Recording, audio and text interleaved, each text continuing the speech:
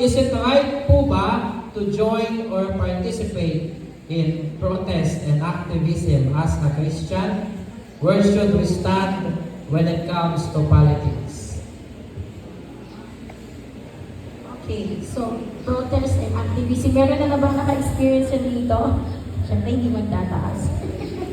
Of course, Christians, here's the thing. Christians are not called to be silent. Right? But also, hindi po dapat tayo maging divisive. Ibig sabihin po, no, you may participate but with caution.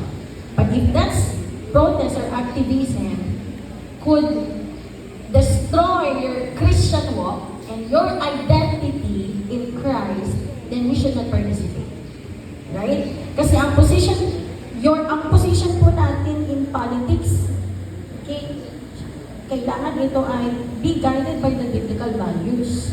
So, ibig sabihin, kung nade-disregard natin yung biblical values just to show off our opinion, and then we misrepresent Christ just for the sake na I have a voice and I need to speak it out, then I think we are misrepresenting Christ. Kasi again, we must represent Christ properly. Okay, and I believe now we have to stand for truth and justice. We must remain respectful and Christ-like. And syempre, we must avoid anger.